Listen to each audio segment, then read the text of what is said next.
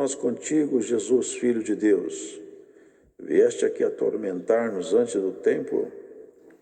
E andava pastando distante deles uma grande manada de porcos. E os demônios rogaram, dizendo: se nos expulsas, permite-nos que entremos naquela manada de porcos. E ele lhes disse: ide. E saindo eles, se introduziram na manada dos porcos. E eis que toda aquela manada de porcos se precipitou no mar por um despenhadeiro e morreram nas águas. Os porqueiros fugiram e, chegando à cidade, divulgaram tudo o que acontecera aos endemoniados. E eis que toda aquela cidade saiu ao encontro de Jesus, e vendo-o, rogaram-lhe que se retirasse dos seus termos. Amém.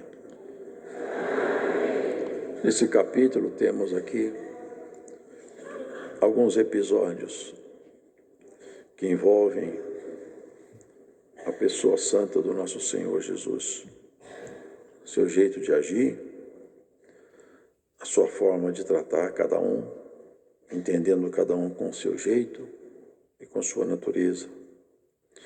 Aqui, irmãos, ele desceu do monte e uma grande multidão acompanhava ele. E veio um leproso e chegou até ele pedindo se ele podia ser limpo. Só para os irmãos entenderem, a lepra é uma doença contagiosa e naquele tempo ela não tinha cura. E a morte pela lepra era uma morte muito triste, porque a pessoa morria se degradando, os seus membros, eles putrefavam, eles necrosavam, a pessoa perdia o dedo, a mão, desfigurava o rosto, cheirava mal. Uma morte muito, muito, muito terrível, uma morte por lepra. Dores muito fortes e solidão. Mas esse homem leproso, ele foi até Jesus Cristo. Aqui a gente vai vendo, irmãos, como que os episódios da vida das pessoas, eles marcam uma trajetória. Ele chegou até ele, falou, olha as palavras dele, adorou ele, primeiramente, o adorou. Reconheceu nele a autoridade divina, reconheceu nele a divindade. Ainda acrescentou, se tu quiseres, eu posso ficar limpo. Dependendo da tua vontade, o meu problema está resolvido, porque eu sei quem o Senhor é. Vocês percebem a firmeza? Como que isso aqui nos diz respeito a nós? Quantas vezes nós chegamos perto do Senhor desconfiando dele, ao invés de desconfiar de nós? É muito mais razoável nós desconfiar de nós, mas nunca do Senhor. Esse leproso, ele foi bem claro. Se tu quiseres, eu posso ficar limpo. E o adorou. Aqui é uma coisa, irmãos, que nenhum sacerdote faz. O Senhor fez assim, ó, tocou. Tocar um leproso equivale a pegar uma lepra. Qualquer ferida, qualquer lugar que você tiver uma machucadura, o vírus da lepra passa para você. Mas Jesus tocando no leproso, é impossível a lepra passar para Jesus. Mas, pelo contrário, a virtude de Jesus tirou a lepra do leproso. Essa relação é maravilhosa, irmãos. Porque, de fato, irmãos, isso aqui é a lepra, ela é uma doença, como se sabe, por vírus. Mas aqui tem uma narrativa, irmãos, que pode ter um paralelo conosco. Espiritualmente também, a humanidade estava leprosa, definhando, morrendo e transmitindo lepra de pai para filho e de filho para neto. Desde Adão, a humanidade vive uma degradação de valores, de princípios, de toda sorte de virtude. Só Jesus, só Ele pode interromper esse ciclo maldito e só Ele pode reestruturar o ser humano. E exatamente isso que Ele veio fazer.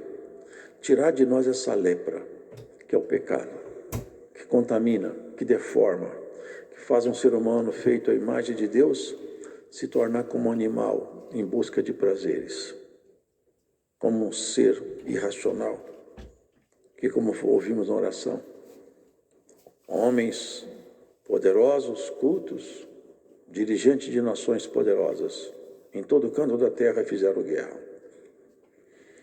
Os homens, pela ambição, pelo desejo de poder, de conquista, vão fazendo isso. Destruição em massa. Guerras sobre guerras.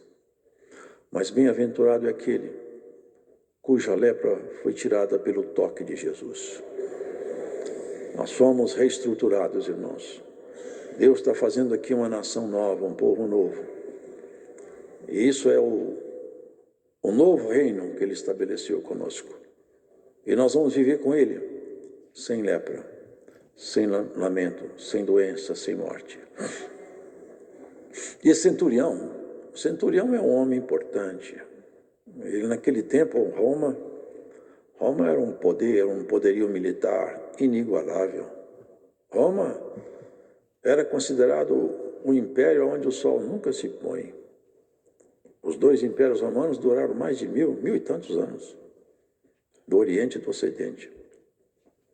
E ainda por cima, os reis o Senado romano, acho que foi em 40 e poucos, eu não lembro, ele colocou Júlio César, como divino, chamando de divinos. As águias de Roma, que as legiões usavam, era o símbolo do poder romano. O exército romano era conhecido pela sua capacidade de combate, eficiência, organização, disciplina. Era temido. Esse homem representava o poderio mais terrível que existia no planeta naquele tempo. As águias representavam esse poder. As águias eram o emblema, aonde chegavam aquelas companhias de soldados romanos, o estandarte da águia estava lá. Era o sinal. Eles acreditavam que o deus Júpiter, que era o deus dos deuses, representado por aquelas águias, protegiam eles. Aqui nós vemos então um cenário de um homem treinado para batalha. Havia galgado posições, já comandava 100 soldados. Tinha autoridade, e ele conhecia o poder do exército, a autoridade dos imperadores, a suposta divindade deles. Só que toda a existência desse homem, certamente, a divindade desses supostos imperadores passados, mataram muita gente, mas nunca sararam ninguém. E longe dos estandartes das águias, esse centurião viu um outro poder se levantar. Um poder diferente de tudo, que não trazia as guardas com ele. Um poder solitário, humilde, manso. Um rei diferente dos reis que ele conheceu. É como ele fez com esses leprosos. Se tu queres, tu podes me fazer limpo. Eu quero. Pronto, está resolvido. Tudo que basta para nós é o Senhor falar assim, eu quero. É quando a gente ora, o Senhor fala assim, eu aceitei sua oração. É tudo que nos basta. Se tocarmos nele, ele aceitar nosso toque, nosso assunto está resolvido. Irmão, é só isso que você precisa. Você só precisa que Deus fale, eu aceitei sua oração, está tudo certo. Ele tem autoridade sobre tudo. E esse centurião percebeu, porque certamente ele ouviu, senão ele não falaria assim, dos milagres, da postura de Jesus. Eu estou conhecendo os reis, imperadores, homens que são capazes de tirar a vida, mas nenhum deles restitui vida. Debaixo do escudo de Roma, com certeza vimos muito sangue correr. Mas ele estava vendo ali um outro escudo, um outro estandarte. A simplicidade de um homem chamado Jesus, cuja palavra representava uma solução final para quem clamava, para quem sofria. E ele então fez aquilo que mostrou sua humildade. Aliás, Ele, como um oficial, conhecendo a autoridade, ele percebeu que o comando dele e seus superiores, porque senão eu teria procurado seus superiores, não adiantava subir na hierarquia de Roma. Não adiantava subir na hierarquia. O problema que ele tinha, já ele era um homem com posses.